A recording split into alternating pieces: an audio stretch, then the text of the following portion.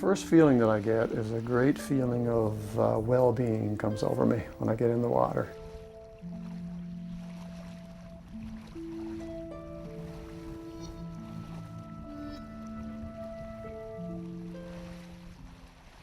I'm Bob Chaulk, and I live in Halifax, and I make my living as a project director for a US-based software company. And on weekends, and mostly in winter, but in summer as well, I go and leap into the harbor and swim around and pick up old bottles and pipes and dishes and cast-offs from the history of our city. I've dove virtually all of the shoreline from Chebucto Head to Heartland Point, I suppose. So I've been to a lot of places in the harbor.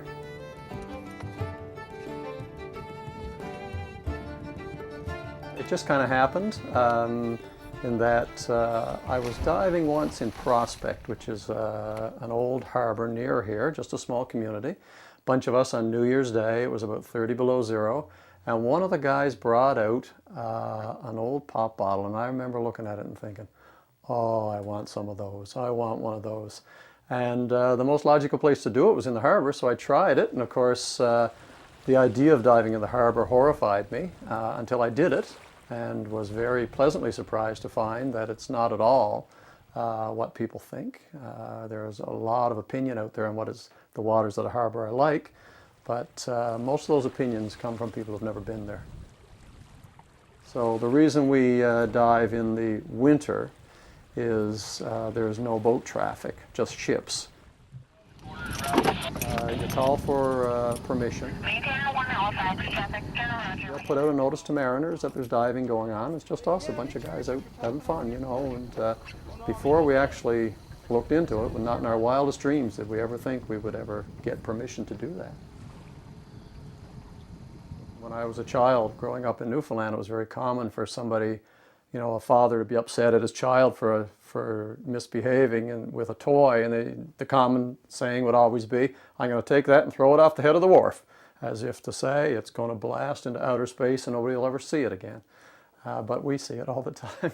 I've seen everything from automobiles to the tiniest little things like you see here on the shelf. I even pick up little nails and buttons and so on. So anything that exists above the ocean is in Halifax Harbour. Somebody dumped it in there at one time, or it fell in, or whatever. The harbour is full of everything. A lot of people think that the stuff that we get falls off of boats or was thrown in from a boat. It's true that that did happen, but most of it just went in with the household garbage. In the days when people, you know, most of the harbour would have been covered in private wharves. What I like about all of these items is that they are personal.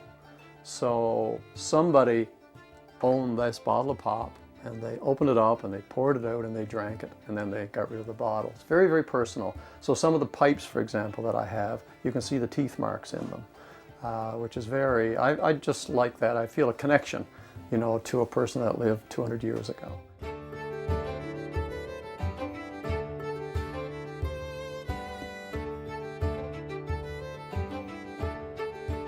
See if you can find Ruy in there. Oh, Ruy. James Ruy. That was the father of William Ruy, the designer of the Blue Nose. Well, he doesn't have names at the beginning. Well, Sandra's a very, I always joke and say she's a long-suffering dive widow, but really she's actually quite patient and quite kind-hearted, really. So she has often done things to support my diving, such as get air for me at the dive shop. I probably did more when he wasn't working at home, because I used to regularly go out for air fills. All the boys are jealous. I have a wife who gets air for me.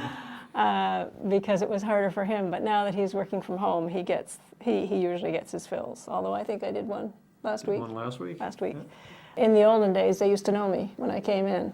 Where was Bob diving this week? But I don't know them anymore. They've all changed. I had her tutored never to tell where I was diving. Yeah, well, you don't like to give away your spots. That's right. Yeah.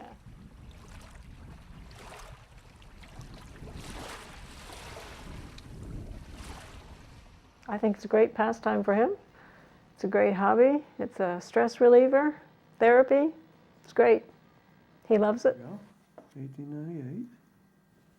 This one's a I'm not a historian at all. It was never my subject in school, never really all that interested in history. But I like it that he's interested, and I mean, I think that his enthusiasm I enjoy.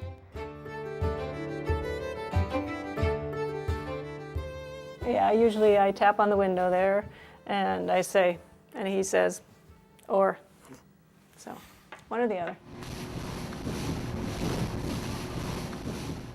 I don't have concerns when he's diving. I'm not really anxious about it. Probably in the beginning I was, but it's been a long time, so I've got used to it. And he's really good at estimating time. So if he says he's going to be back at 4, he's usually back at 5 to or 5 past.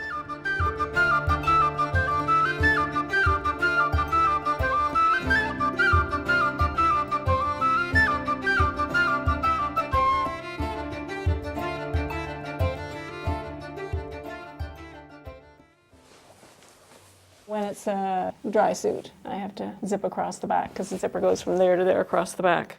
I have actually stopped strangers on the street and asked them to unzip. They always look at you kind of like, I don't know, what exactly are you wearing?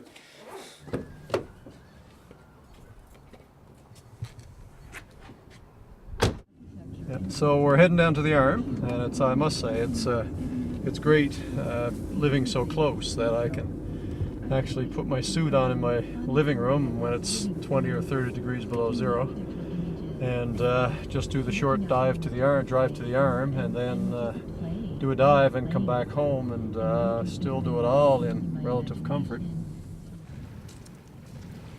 I dive many ways. I dive alone, I dive with a buddy, and sometimes I dive with a group. Some of my best friends have been my dive buddies over the years.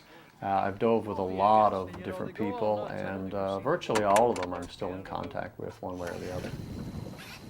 But we're always alone underwater. Almost every time that as I'm going down, I'm thinking, oh, I'm so lucky to be able to do this. And, you know, and you can't see anything. You know, when you're going down, it's not black, but there's nothing to look at.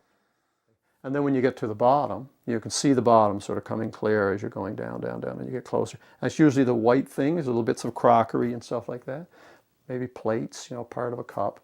You'll see those things in the general sort of grayness of the bottom. And then you come down, down, down, down, down, and you just kind of settle and try not to stir it up. You know, really careful and whatnot. But then the light comes when you get to the bottom because it's reflected off the bottom. I've never had an unpleasant experience. And I don't have enough time to do all the diving I want to do.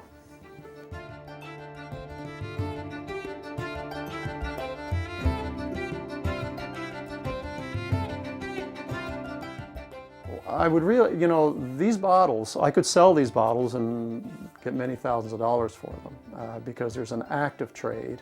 There are all kinds of bottle sites on the internet, for example, all kinds of dealers selling bottles. And some of the bottles I have here, you know, I could get thousands of dollars for them. But I really have no interest in doing that. It's not going to change my life. It's not going to make me rich. I don't think I'll ever get tired of diving. I love it. Absolutely enjoy it.